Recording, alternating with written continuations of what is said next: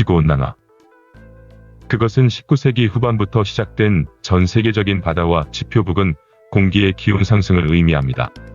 지구온난화에 대한 음모이론은 지구온난화에 대한 과학적 합의가 조작 데이터 또는 온난화를 부추기는 음모를 기반으로 합니다.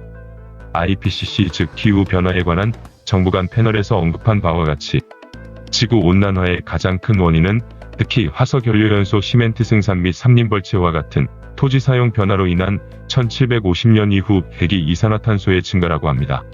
IPCC의 5차 평가 보고서는 다음과 같이 진술합니다. 대기와 해양의 온난화, 지구의 물순환의 변화, 눈과 얼음의 감소, 지구의 평균 해수면 상승 및 일부 기후, 극단의 변화에서 인간의 영향이 감지되었습니다. 인간 영향에 대한 이 증거는 4차 평가 보고서 이후로 커졌습니다. 20세기 중반 이후 인류의 영향이 현재 관측되고 있는 온난화의 주된 원인일 가능성은 매우 높습니다라고 진술되었습니다. 그리고 인류의 영향으로 인한 지구온난화의 증거는 모든 주요 선진국의 국가과학 아카데미에서 인정되었습니다. 게다가 국내 또는 국제입지의 과학기구는 IPCC의 결론에 반하는 공식적인 의견을 가지지 않고 있습니다. 이러한 기후변화에 대한 과학적 합의에도 불구하고 지구온난화 연구에 참여하는 과학자와 기관은 지구과학 음모의 일부이거나 조작 사기에 관여하고 있다는 주장이 제기되었습니다. 게다가 기후연구소 전자우편 논란에서 발발한 기후게이트에서도 온난화는 사기라는 주장이 제기되었습니다. 그것은 2009년 11월 영국 잉글랜드 노르위치에 위치한 이스트 앵글리아 대학교의 기후연구소 컴퓨터 서버의 해킹으로 추정되는 비공식적인 누출로 인한 문서의 공개로 발생한 파문을 일컫는 것입니다. 신원이 확인되지 않는 몇몇의 사람들이 익명으로 약 13년간 축적된 이메일과 문서를 확보하고 그것을 유포하였으며 이러한 문서 중 추려진 정보는 논란 중에 있는 인류로부터 생겨난다는 기후온난화 안건에 대해 그것을 반박하는 사람들에 의해 세상에 퍼지게 되었습니다. 이스트 앵글리아 대학교는 개인정보를 비롯한 정보가 대학교에서 불법적으로 얻어졌다고 하였으며 기후학자들은 반대 성명을 통해 이 사건을 중상모략 캠페인이라 주장하였고 기후변화 회의론자들이 선택적으로 단어와 문구를 전후 문맥 없이 인용하여 코펜하겐에서 열리는 2009년 국제연합 기후변화회의를 망치려는 시도라고 책망하였던 사건입니다. 한편 윌리엄 M. 그레이는 2006년 냉전 종식 이후 또 다른 적의 부족으로 지구온난화가 정치적으로 이용되었다고 말했습니다. 그는 그 목적이 정치적 영향력을 행사하고 세계 정부를 소개하고 사람들을 통제하는 수단이라고 하였습니다. TV 다큐멘터리 지구온난화, 그 거대한 사기극은 지구온난화를 반산업적 환경주의자들에 의해 만들어진 수십억 달러 규모의 전 세계적 사업이라고 부르는 마틴 더킨이 만들었는데 워싱턴 타임스에서 그는 자신의 영화가 역사를 바꿀 것이라고 말하기도 했습니다. 그리고 5년 안에 온실효과가 지구온난화의 주요 원인이라는 생각이 마치 정론처럼 보일 것이라고 예측하기도 했습니다. 기후변화는 또한 기상 채널을 공동 설립한 존 콜맨에 의해 역사상 가장 큰 사기라고 불리기도 합니다.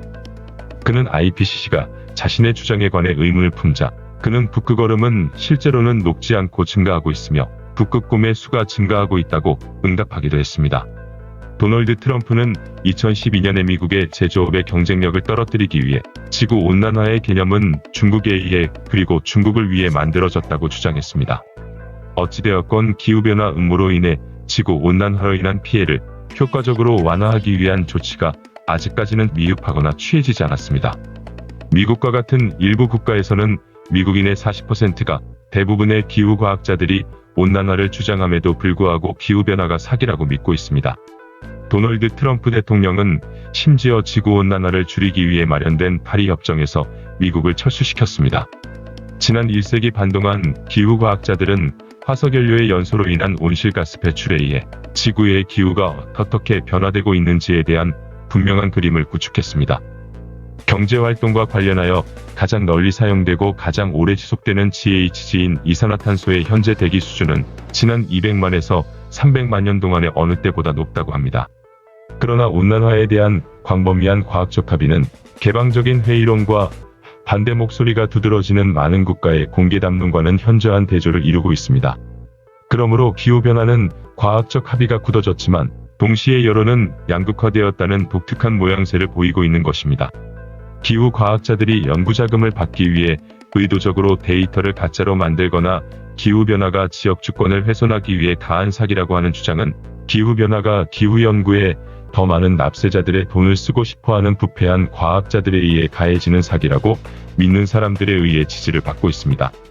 영국 언론인 제임스 델링폴은 인공적으로 만든 지구온난화는 이미 수십억 달러의 비용이 들고 있으며 우리의 자유와 민주주의의 전통에 명백히 위험인 사기임을 보여주겠다고 약속하기도 했습니다.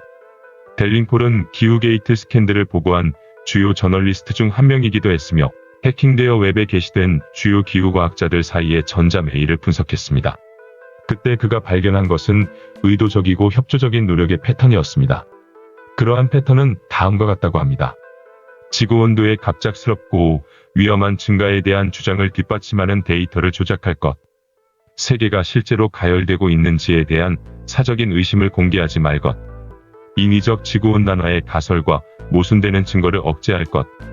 지구가 오늘보다 더 따뜻했을 때인 중세의 온난기 당시의 사실을 위장할 것.